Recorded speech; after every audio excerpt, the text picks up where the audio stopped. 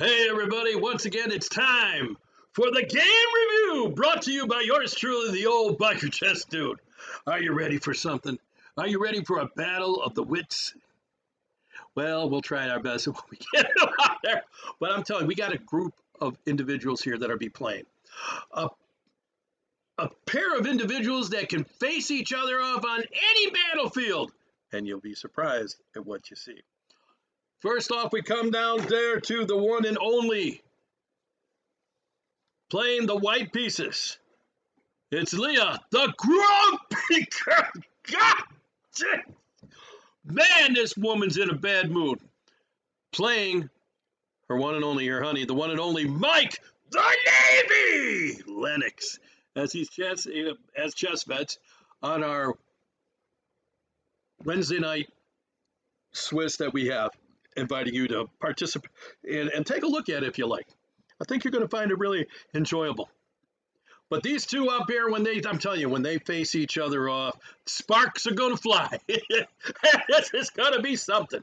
Because I'm telling you, when we were up there, we get together a little bit beforehand, and Leah was she's in a grumpy mood. Yeah, she ain't going to hear nobody do nothing. So she shows it in this game. So let's take a look and see how this is going. Again, this is the Chess Vets Open Game 5 with 5-second increments. That's our weekly lead chess event. Wednesday nights. It starts about 7:30. You want to come on down. You know how to do it. Or give Mike a shout. So we started off out there to see how it's going to be. Leah taking the white pieces, which is going to accent her aggressive nature that she has displayed prior to the game starting. So here we go up there. Leah starts off with white, up with e4. There's no finesse here. There's no positional. No, Leah's coming straight for your throat. So coming back, Mike deals with e5. I'll see your pawn. I'll raise your pawn. All right, Leah says, okay, I'll bring out my knight. Stomp you into the ground. Mike says, stomp. I got stomp. Here it comes, knight c6. She brings out the bishop to c4. Oh my gosh, we got a two knights game, maybe a little bit of an Italian, you never know. Mike sees her bishop and brings out his knight to f6. Now, this is a little bit of a kind of could be into a fried liver kind of thing where you sack the bishop on f7 and bring maybe the knight to follow up with the g5 and. Well, I don't know. It's there can be some wild stuff, but when it comes to Leah, you just don't know. You just see them eyes, just stare. She's looking at you like this. It's nuts. But anyway, it's looking good. We're both fighting for the center. We are both developing the pieces, and we're looking for king safety out there. Let's see how it goes. But Leah sees that her e5 pawn was not protected. Brings out the knight to the c3. Protecting the pawn, very good. Maybe you want to follow it up with maybe eventually maybe a d3 or something like that, so that the knight on c3 is not tied down to the defense of the knight on that pawn. All of a sudden, go over there. Mike figures maybe he can just throw her off just a little bit. If he could sack the bishop for the knight on the c3, he can pick up that e5 pawn. Hey, a pawn's a pawn, and you got to take every advantage you can when the grumpy girl is coming at you. All right. Now, what is Leah going to do? There's plenty of things. Castling would be good. We could, like I said, we could always do the pawn to d3 to kind of loosen things up. a3, see if we can kick the bishop. What is in the mind of the grumpy girl? I don't know. Let's take a look. She said, knight to d5. Wow. This is a very aggressive move. She places the knight up there that's attacking not only the knight on f6, but the bishop on b4. But both of those pieces are protected. All we'll be doing is exchanging. So is there some particular piece that she doesn't want sticking there? I don't know. And notice that also that the knight that was protecting the e5 pawn is no longer protecting it. She's willing to gamble a pawn away for nothing to get something. What is in her mind? That's a good question that every married man. What is in a... Anyway, let's take a look. Mike goes up there and says, I don't know what's in Grumpy Girl's mind, but I ain't going to give a chance to go in there and get lost up in that thing. So, just take the knight. He says, just take it. The heck with it. I'll get that pawn later. All right. Leah comes back and takes it with the bishop. Now, the bishop has got a very nice position there. It's protecting the pawn. We've exchanged a pair of knights, and hey, it's still an equal position. We'll see what's going on. Mike says, good Navy man knows when you're a submariner like he is, and things start going on, dive. He decides to protect the king. Very wise move. Let's see what White does. Castling would be a very good opportunity here. Leah is just not letting go. She attacks the bishop with the c3 pawn. Very good. Now this is going to obviously kick the bishop back, and things you can do after that. The bishop goes back to c5, or then we can kick it with b4, maybe then shove the pawn up to b3 and disrupt the whole queen side. Leah's got some plans here. I just don't know what they are. Let's see what we got. She goes back to a5. All right. Leah's up there. I'm saying, Leah, let's go. b4 would be good. We're going to try. Castle would always be good. Now, she can do also the same thing that I was suggesting out there for Mike. She could take her bishop, take the c6, and then win the pawn on e5 if she wanted. We'll see. I don't know what's going in her mind. d4. Holy Christmas. Now, d4 to establish a double pawn in the center. Nice, but you can't take back with a pawn if your pawn is pinned by the bishop on a5. This is where when you kick the bishop, watch where he's going. If you're coming out there, figure you exchange pawns, you have two pawns in the center, which would be very good. Make sure that it's allowable by doing this. Oh man, now it's, that's just one thing that you can't do. But what's going on? I don't know. We'll find out. Comes out there. He takes back with a pawn. Understandable. Leah then, oops, better castle. I may have want to consider maybe even, that's about it. I mean, that pin is a very good pin. Mike's got a good pin on that. Takes again. Now, I want you, take a look at this.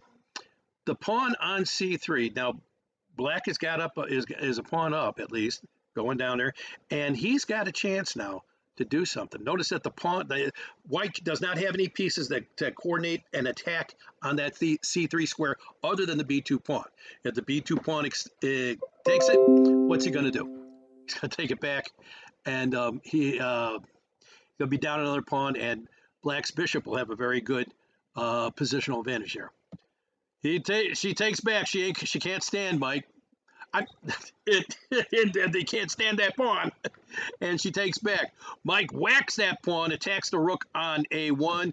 The rook gets out of the way, back to f6. Black has got a fairly good, nice position here. I mean, it's equal. I mean, white can push up his pawn to e5 if he wanted to. I would probably bring the rook over just to give it some more support. She could take the bishop, take the knight, and then just kind of push the pawn and make. But white's got some good. At least has a presence. But black is not out of the game by nobody's means. Continuing on, Leah gives breathing room for her her king, and takes away a square that maybe the white bishop could go to. All right, doing a preactive move. Black plays the rook to b2, looking for maybe pushing that pawn up, or maybe getting the bishop out of the way. Not sure exactly where that's going, but hey, it's a developing move. Bishop takes, okay. Bishop comes back. Now, this is about the only way she could have taken it. If he had taken it the other way, then he would have lost a rook. I want you just to notice, just for yourself right now, that black's, by taking the pawn with the queen pawn towards the c file, he doubles the pawns on the c file, but the thing is, he has no pawns that he can shove in the center to fight directly, to kind of stand there. But white still has a center pawn. This could be something. We'll see how they maneuver around this. Queen takes. She says, I ain't going to fool around with this. Mike's getting kind of froggy here. We're just going to take away his pawn. And plus, she's probably thinking, and what do you do with another girl? No queen for you. He comes back, takes it with the rook. He's opening that file. He's opening that file. She brings out her bishop and attacks the unprotected C pawn, C7 pawn. Black has to protect it. So now he's using a major piece to protect the pawn. Okay, but you don't want to tie down your major pieces if you don't have to. Pushes the pawn to E5. 2 pieces protecting it, kicking that bishop. The bishop has got really nowhere to go. It can't go forward. It can't go to the G5 or the H4. It'll just get killed. So back it goes. Now notice here, his bishops are already back into the first rank. His rook is up here on the second rank. The other rook is all isolated. Man, this could be a quandary. Leah, by sacrificing a little bit of her material, has got herself a little bit of an initiative going out here. Let's see what the grumpy girl has in store for the Navy man. She brings up a rook to protect that. That's great. She brings over the rook. Okay, he's got to put some kind of effort into that. She brings the other rook, threatening a mate and one. Rook takes bishop. Unless he's got a way out, all he can do is just drop his rook back, and she takes that checkmate. Outstanding move by the grumpy girl. He decides, I'm just going to move the bishop out of the way. Now the bishop is protected by his rook that was buried before, and now he is attacking her only last pawn on the queen side on the A2. Could be a very pivotal pawn because he's got nothing else to try to help stop this massive pawn formation that's going to roll down like an avalanche if he gets a chance. She attacks with the bishop to G5. Look at this beautiful bishop attack against the rook. He's coming down. It's skewering the rook over here, which is also being attacked by the white's rook on the D file. Very good maneuver. If he plays the pawn, he takes with a pawn. It's going to be good. He blocks with his rook. She exchanges the rook. She brings the knight. She brings the knight to D4. She left the protection of the bishop away. This is why you can't let the bloodlust get to you when you're looking when she's playing. She's staring at you like this. You gotta kind of keep things going up there. Keep your pieces got to coordinate, and they can't. Don't just leave them swinging in the breeze like this. Oh man. Let's see if Mike takes advantage of it. No! Oh, he had a free bishop. But no, he just wants to kick it back. All right, Mike's got a plan. We don't know what it is, but we got it going up there. They love this. They love it. He falls. She falls back, protecting her pawn. Okay. The bishop comes up again, attacking the A2 pawn that was just hanging out there. Maybe Mike just didn't realize the value of that pawn. That pawn is valuable. She brings the rook to B1. Okay. Well, we can see where it's going. There's a beautiful little attack going up here. The knight could take the C6 pawn. He can't take back because then he loses the rook. But he pushes the pawn up. Wow. But that still undermines the pawn on C6, which is taken. A fork against the rook and the bishop. She takes it to says, okay, now's my chance. Mike says, I'm taking the pawn. She moves it out of the way. Now it looks like she could win a piece on top of this with the attack against the bishop. He moves the bishop away. Bishop takes, pawn takes. Oh man. See, this is where this is the hard part because you have no pawns here now. Remember I told you about that A2 pawn, which could have helped try to slow things down. But now there's no pawns here. If black just consolidates and gets these pawns moving, this could be that'd be like two small bushes trying to hold back an avalanche. Okay, let's see what we got. She takes the rook. Good shooting. Oh, Mike's saying this here. His only way out is to try now to get the avalanche moving. He brings the rook down for a check. The king starts running.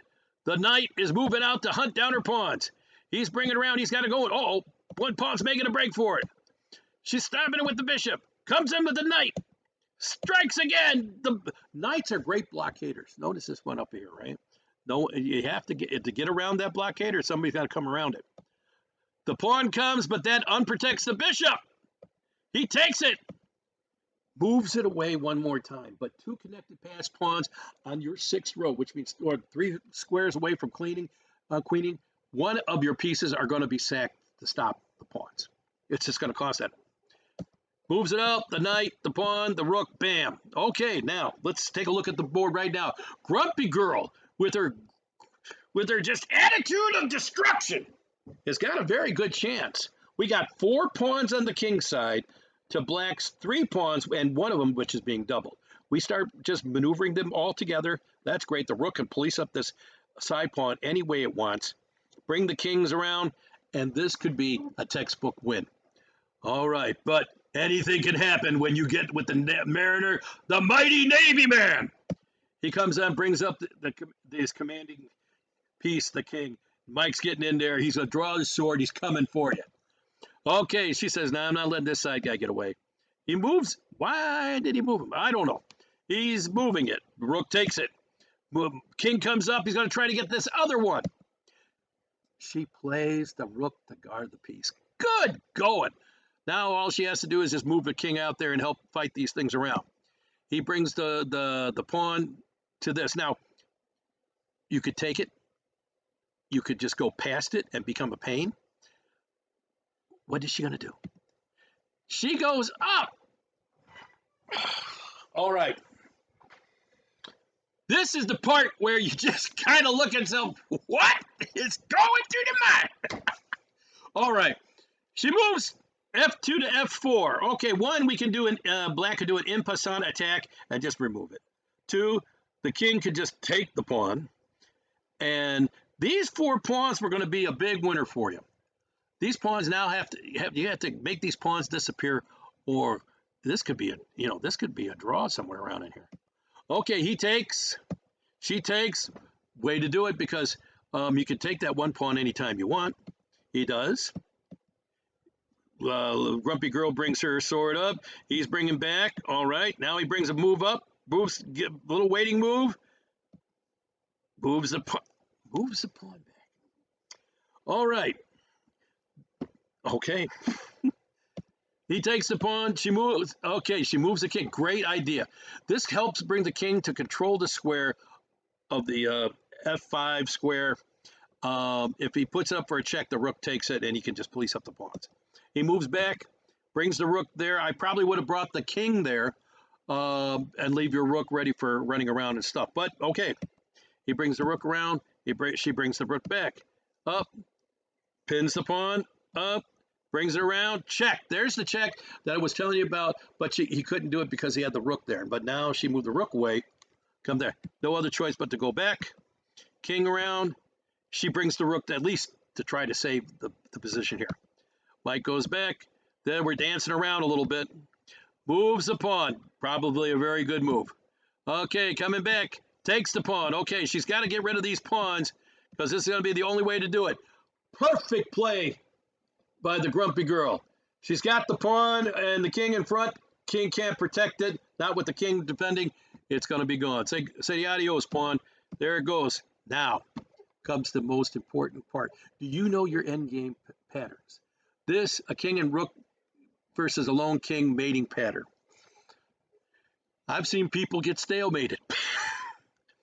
This is where you're going to need to know what you're doing. If you don't know that pattern, check it out, learn it. All right. He moves the king back.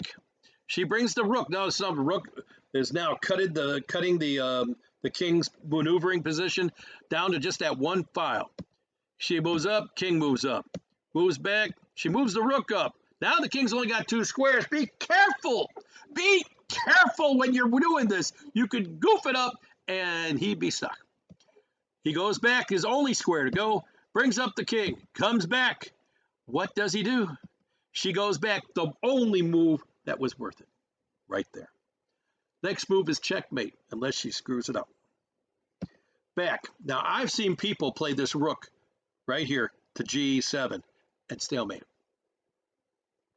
But no, the grumpy girl finally comes to her battle senses and pulls rook to h6, checkmate. Tremendous game, tremendous abilities, a few misses up here. We're looking at some tactical shots up here. I would found the game highly entertaining. Both players missed tactical shots, but the thing is that when it came down to the numbers, the knowledge of your end game is what pulled the victory for her in this game out there. Not Black had his opportunities too, but this is the way it goes for this game. I can tell you in the next game, it'll be even better. So, ladies and gentlemen, this is the old biker chess dude saying we'll be seeing you at the next game review, or even better, on Wednesday nights for the Chess Feds Open Game 5, Increment 5 weekly lead chess games that we're having up there. It starts at 7:30, got some time. Come in at 6:30, get on the Zoom, say hi. We'd like to say hello to everybody. So, I want you to do what the old biker chess dude tells you to do.